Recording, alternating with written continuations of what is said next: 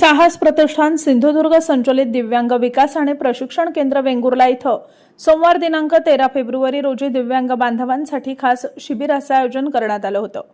या शिबिरामध्ये दिव्यांगांनी बनवलेल्या निरनिराळ्या आकर्षक आणि सुबक कलाकृतींचं प्रदर्शन भरवण्यात आलं। दिव्यांग बांधवांना त्यांच्या भविष्यामध्ये अर्थार्जन व्हावं, त्यांच्यामध्ये असलेल्या सुप्त कलागुणांना वाव द्यावा आणि त्यांच्या प्रगतीचा मार्ग खुला करावा हा या शिबिरामागचा मुख्य उद्देश होता। अनेक दिव्यांग बांधवांनी त्यांच्या पालकांसह या शिबिराला आपली उपस्थिती दर्शवली। नमस्कार, मी रुपाली पाटील, साहस प्रतिष्ठान सिंधुदुर्ग संस्थेचे संस्थापक अध्यक्षा आणि साहस प्रतिष्ठान सिंधुदुर्ग संस्थेच्या संचलित आपण दिव्यांग विकास प्रशिक्षण केंद्र वेंगुर्ला येथे आपण स्थापन केलेलं आहे। आणि या वेंगुर्ला शहरामधील जे दिव्यांग बांधव आहेत त्यांच्यासाठी आज एक कार्यक्रम आयोजित केला होता। या कार्यक्रमामध्ये आपल्या DS पाटील मॅडम यांचं मार्गदर्शन आज लाभलं दिव्यांग बांधवांना। खरं तर दिव्यांग बांधवांना घरी बसून पुढे काय शिक्षण झालं, पुढे काय यासाठी व्यावसायिक प्रशिक्षण देणं फार गरजेचं आहे। दिव्यांग मुलं हुशार असतात, काही इतर गोष्टीत हुशार असतात, काही कलात्मकतेमध्ये हुशार असतात आणि मूकबधिर असून सुद्धा छान चित्रकला काढणे किंवा एखादं वेगळं आर्किटेक्ट तयार होणे ह्या दिव्यांगामध्ये खूप छान कला मला दिसलेल्या आहेत। याच्याच या उद्देशाने दिव्यांगांनी बनवलेल्या वस्तूंचं प्रदर्शन आणि विक्री यासाठीच आपण वेंगुर्ला येथे नगरपालिकेने दिलेल्या गाळ्यामध्ये आपण हे चालू केलेलं आहे केंद्र। या केंद्रामध्ये आपण बघत आहात की अनेक दिव्यांगांनी आपापल्या वस्तू इथं प्रदर्शनासाठी आणलेल्या आहेत। आणि आज सगळ्यात आनंद होतोय की खर्डेकर कॉलेजच्या प्राध्यापिका DS पाटील मॅडम ज्या खूप चांगलं वनस्पतीशास्त्र आणि याच्यामध्ये सगळे जे त्यांचे अनुभव आहेत त्या आमच्याशी शेअर करण्यासाठी आणि दिव्यांगांना पुढे त्यांच्या कलात्मकतेला वाव देण्यासाठी आज मार्गदर्शक म्हणून भेटले आम्हाला आणि खूप छान आजचा कार्यक्रम झालेला आहे। आपल्याशी आता बोलतील पाटील मॅडम। केंद्र याची स्थापना झाल्यापासून हा पहिलाच आपण प्रोग्राम घेतोय आणि खरं तर अनेक आम्ही प्रोग्राम घेतलेले आहेत। म्हणजे त्याच्यासाठी आम्ही UDID कार्ड रजिस्ट्रेशन होतं, त्यासाठीच आम्हाला जो 25,000 जेवणाचा खर्च आम्ही उचलला। तिथे सर्व दिव्यांगांना बोलवण्यासाठी प्रत्येकाची गाडी पाठवण्यापासून आम्ही सर्व खर्च आम्ही करत आलो, त्यांच्यापर्यंत सगळ्या योजना पोहोचवण्यासाठीचे प्रयत्न चालू आहे। पण इथे जिथं केंद्र आहे त्याच्या बाजूचा कार्यक्रम हा पहिलाच आहे आणि मला असा आनंद वाटतोय की पाटील मॅडम आणि आमच्या सर्व प्राध्यापक ज्या वृंद आहेत तसेच आमच्या प्राध्यापकांचे मिसेस सर्व ह्या सगळ्यांनी मिळून आज असं ठरवलं की या केंद्राला भेट द्यायची। मी डॉक्टर धनश्री सागर पाटील, कर्डेकर महाविद्यालयामध्ये मी वनस्पतीशास्त्र विभागाची प्रमुख म्हणून गेली 10 वर्ष काम करते। याच्या आधी 25 वर्ष मी कोल्हापूरमध्ये गोखले कॉलेजमध्ये काम करत होते आणि साहस प्रतिष्ठानचं हे खूप सुंदर काम रुपाली वहिनींच्या माध्यमातून त्यांच्या सगळ्या जी टीम आहे ती खरोखर उत्साही आणि छान आहे। ती आता जिथे येण्याची संधी मिळाली ते मी मला भाग्य समजते, कारण गेली 35 वर्ष मी ज्याला क्रिएटिव्ह गार्डनिंग स्किल्स म्हणतात, वनस्पतीशास्त्र विषय शिकवत असल्यामुळं बऱ्याचशा क्रिएटिव्ह गोष्टी ज्या गार्डनिंगशी रिलेटेड आहेत त्याच्यामध्ये बरंच काम केलेलं आहे। आणि नुकतंच आम्ही एक सध्या प्रपोजल तयार करतोय सेन्सरी गार्डन म्हणून, म्हणजे संवेदना उद्यान असं त्याला मला वाटते मराठीत म्हणता येईल। आणि त्याच्यामध्ये वाचलं की खरोखर या मुलांना ज्याची गरज आहे, सुवास म्हणा, टच थेरपी, ह्या सगळ्या मार्गची थेरपी जाणून घ्यावी अशी एक नवीन संकल्पना डोक्यात आली आहे। आणि मला रुपाली मॅडम जिद्दी आहेत, त्यांची टीम पण खूप चांगली आहे। तो उत्साह बघून नक्की वाटलं की आपण या प्रकारचं एखादं उद्यान आपण सिंधुदुर्गमध्ये कुठं मिळेल जागा तिथं सुरू करायला हरकत नाही।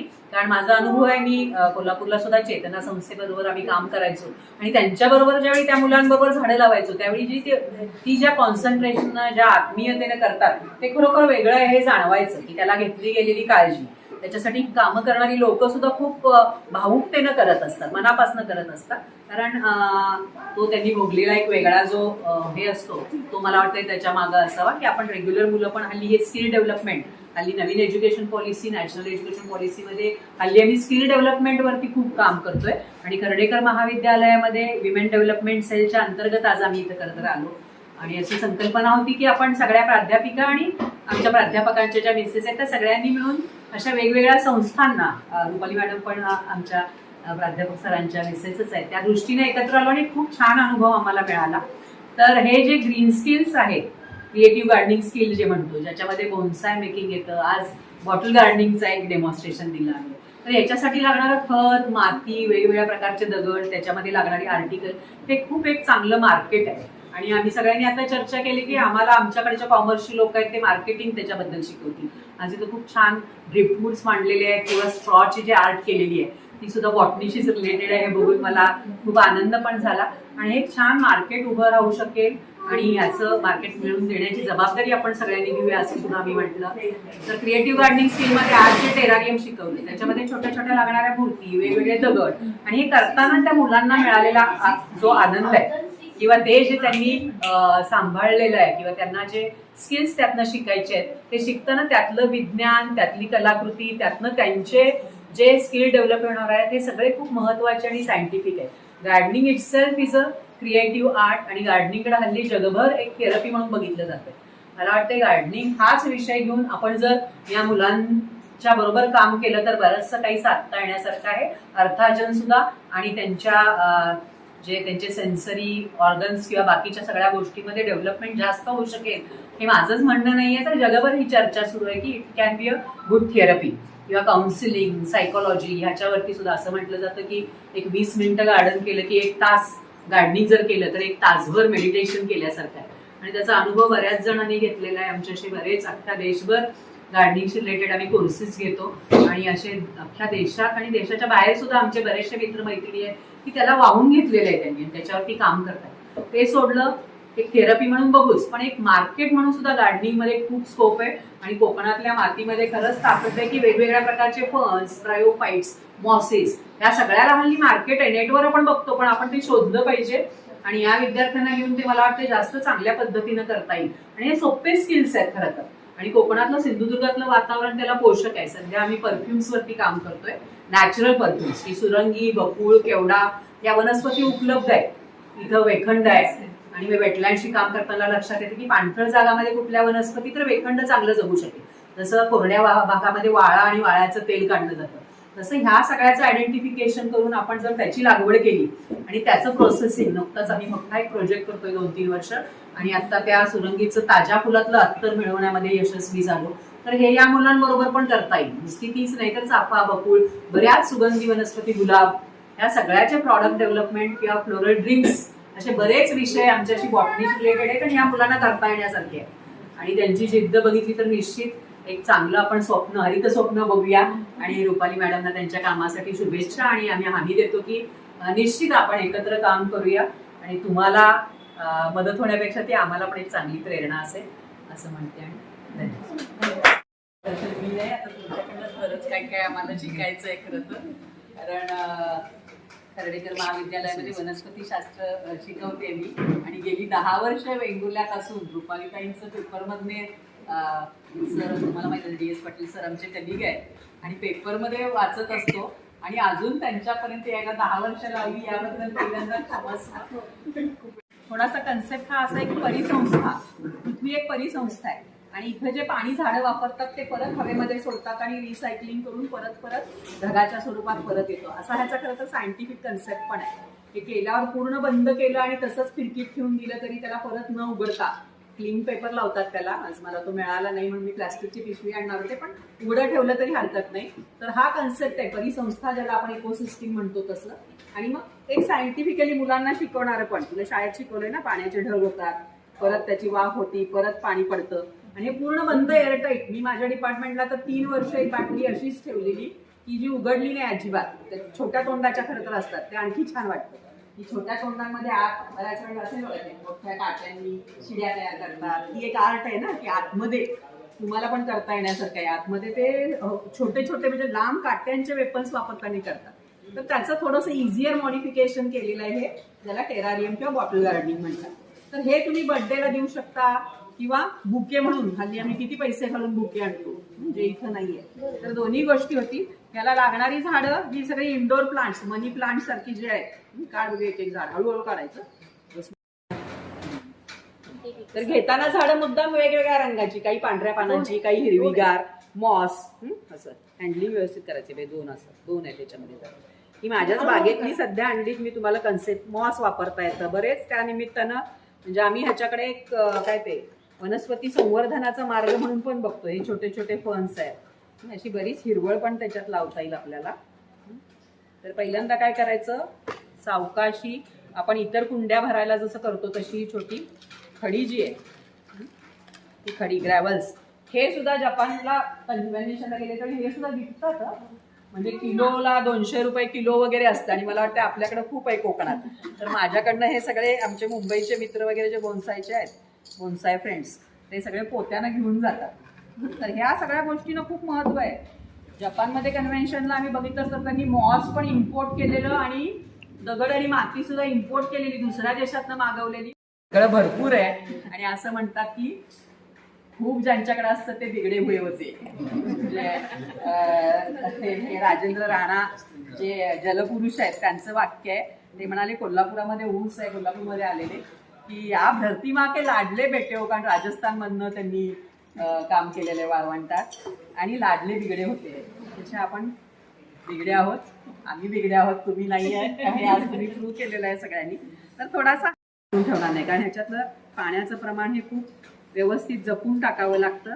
जास्त पाणी होऊन पण चालणार नाही. ज्यावेळी एअर टाईट करतो तुम्ही, ओपन ठेवतो त्यावेळी बाकीच्या कुंडीसारखं करायला हरकत नाही. आता ही माती घाल सावकाश. कशी घालणार आहेस, ह्या कडेला घाण होता कामा नये. घाल बघूया सावकाश, हँडल विथ केअर. काय काय जण चाळून त्याच्यामध्ये गांडूळ खत वगैरे पण घालतात.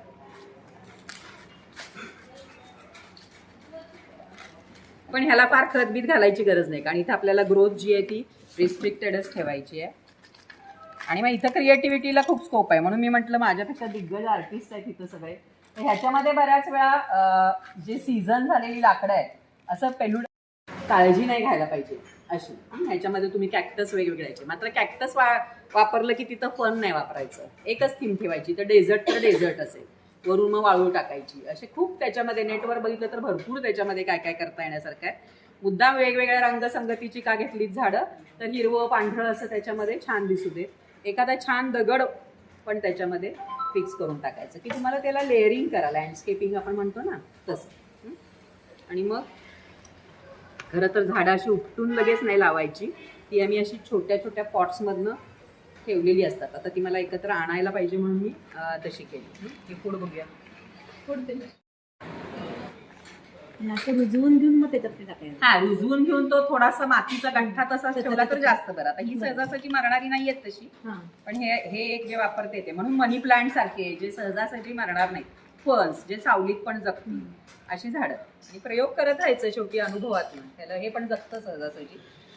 थोडं त्याचं प्रपोर्शन मागच्या बाजूनं ते येताना दिसतं. मात्र हँडलिंग थोडं काळजीपूर्वक करायचं. काचेची हंडी ही लक्षात आलं पाहिजे.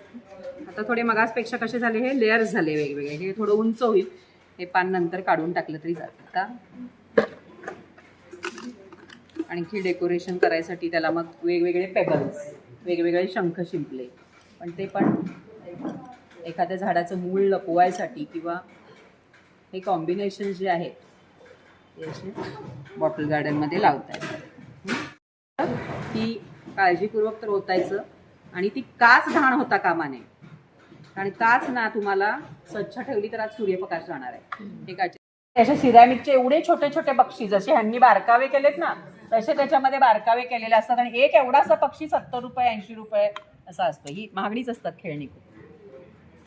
शिवमनं खेळणी ठेवलेली आहेत, पण ती आता पुन्हा दिसायला पाहिजे, पडतायत.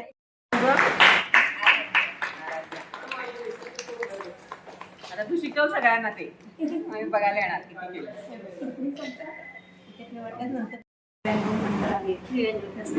त्याच्या संचालिका रुपाली मॅडम, अध्यक्ष आजच्या बॉटनी विभागाच्या आमच्या खर्डेकरच्या धनश्री पाटील मॅडम, आणि सगळे इथे उपस्थित पदाधिकारी आणि सगळे पालक या सगळ्यांचे, आणि मेंबर कोण असारी यायचे सगळ्याचे.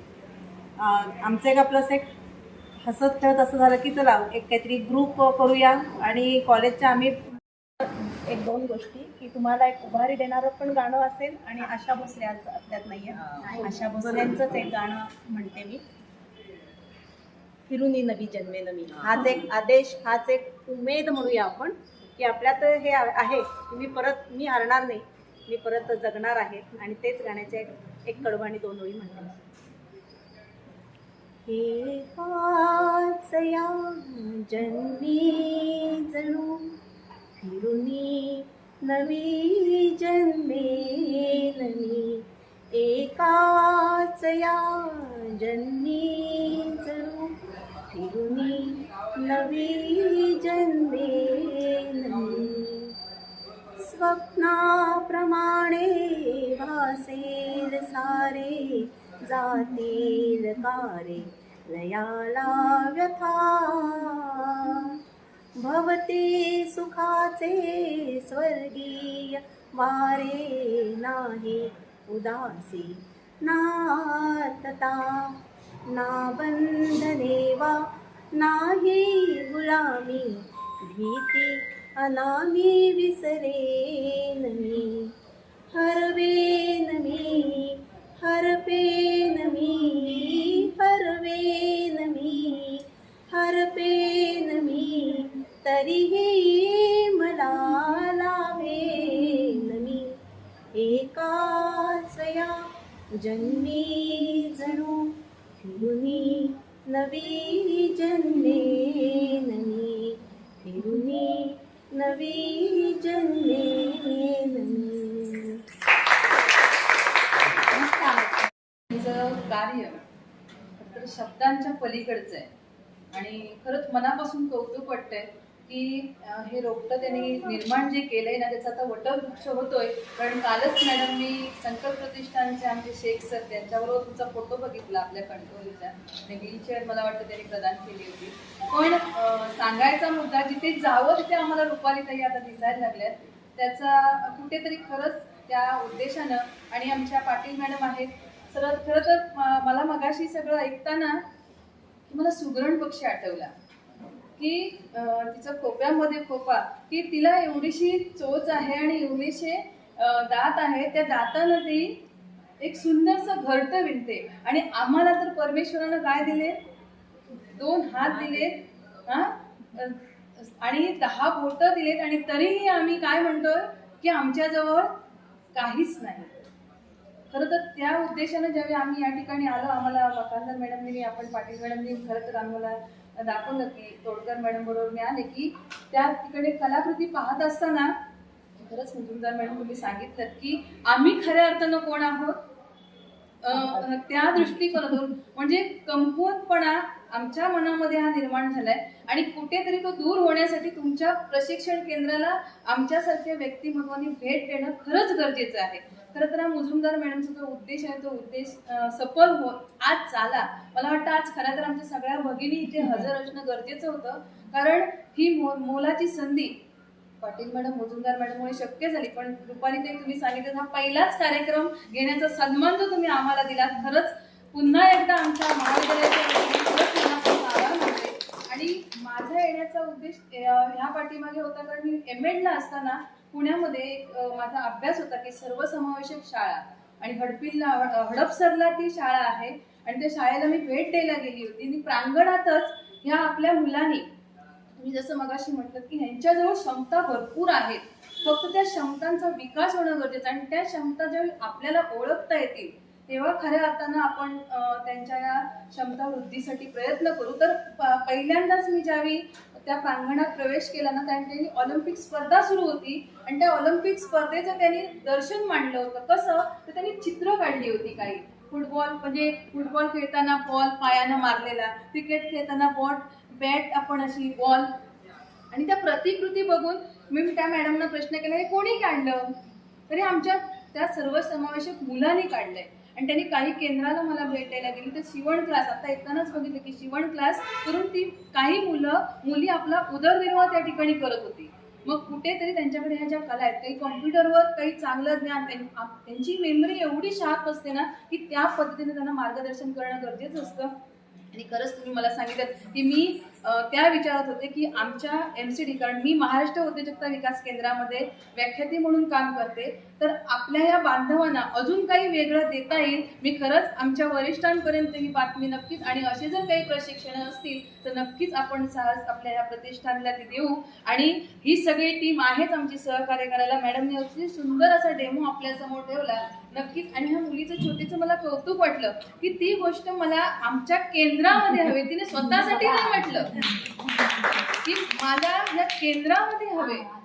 ही जी कुठे वृत्ती आहे ना ती आपण जोपासणं गरजेचं आहे. कारण आज आम्ही बघतो की खूप संकुचित वृत्ती झाली, त्यातून बाहेर पडूया आणि माझं व्यक्तिमत्व अधिक कसं विकसित होईल त्या दृष्टिकोनातून ह्या सगळ्यांना प्रेरणा देऊया. कारण मी महत्वाची आहेच, पण मी बरोबर इतरांनाही घेऊन आपण पुढे येणं गरजेचं आहे. तर त्या दृष्टिकोनातून जेवढं आमच्याकडून होईल, खरं तर मॅडमने सांगितलं होतं की चव्हाण मॅडम ॲक्टिव्हिटी घेईल. मी आणले पण होतं आपले फुगे, पण मला मुलं आता, पण तुम्ही सांगितलं की तुमची जिथे मुलं उपलब्ध असतील तिथे आम्ही सगळ्याजणी येऊ आणि जेवढा आम्हाला आनंद त्यांना देता येईल तेवढा देण्याचा प्रयत्न करू. त्या दृष्टिकोनातून पुन्हा एकदा तुम्हाला सगळ्यांनाच मनापासून शुभेच्छा देते. आणि असेच उपक्रम आम्हाला जेवढं शक्य होईल तेवढं तुमच्यासाठी आम्ही करू असं आश्वासन देते आणि माझे 2 शब्द संपवते. माझे अध्यक्ष आपल्या पाटील मॅडम, तसेच आपल्या पाटील मॅडम, खरं तर आमच्यासाठी अहोभाग्य आहे की बाबा आम्ही आज अशा ठिकाणी भेट दिली. ते मी थोडी खंत व्यक्त करते, कारण यावेळेस थोड्या भगिनी कमी आहेत, पण ज्यावेळेस आम्ही नेक्स्ट टाईम प्रोग्राम घेऊ त्यावेळेस आम्ही सर्वजणी कार्यक्रमाला नक्की भेट देऊ आणि जेवढं काही सहकार्य तुम्हाला करायचं त्या पद्धतीने आम्ही सहकार्य देऊ. आमच्याकडे जे काही कला असतील शिकवण्यासाठी किंवा जे काही आमच्याकडे असेल त्या पद्धतीचं तुम्हाला पूर्णपणे आम्ही मार्गदर्शन देऊ. एवढं बोलून मी थांबते.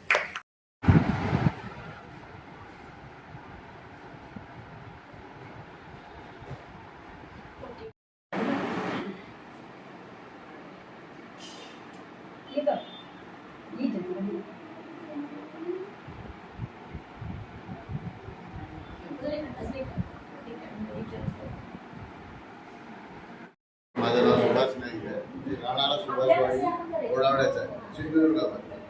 माझ्या हाताला ॲक्सिडेंट झाल्यामुळे मी हे कार्य जे करतोय त्या ॲक्सिडेंटचं महत्त्व न देता, हँडिकॅपचं महत्त्व न असता हे म्हणजे सगळे काही ते बनवतो. आणि हे बनवते कोणासाठी? दिव्या बांधवांना सांगण्यासाठी की बाबा आपण काहीही करू शकतो, फक्त आपली मजबूतीमध्ये विल स्ट्रॉंग, पॉवर स्ट्रॉंग पाहिजे, बाकी काही नाही. आणि करताना हा विचार करायचा की एव्हरीथिंग इज पॉसिबल, सगळं काही घडू शकतं. फक्त आम्ही प्रयत्न करून केला आहे ते तुम्हाला समोर दाखवतो. हे सगळी वस्तू आहे. बघूया काष्टशिल्प पण त्यांची आहे, त्याने आपण यांचे सुद्धा आपण चित्र लावलेली बनवलेली. तर हुबेहूब चित्र आणि दिसतं कसं सोन्याचं लांब, असं सोनेरी काम ते करत आहेत. अगदी गुगलवरती सुद्धा त्यांचं आपल्याला मिळेल गोल्डन ग्रास पासून त्यांनी बनवलेलं.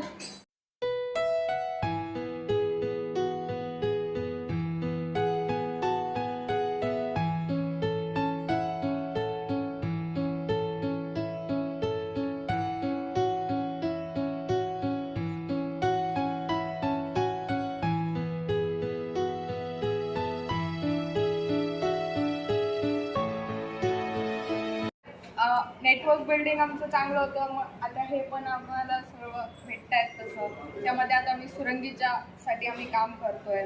मग सुरंगीपासून अत्तर कसं बनवायचं सध्या त्यावर आमचं काम सुरू आहे. रिसेंटली मी कोल्हापूरमध्ये जाऊन मी त्यातलं एक स्टेज 2 एक असते, स्टेजेस आहेत त्यापैकी एक स्टेज मी कंप्लीट करून आले. पुढचं अजून आमचं काम आहे. सो ह्या सगळ्यांकडे बघून मला प्रेरणा आली.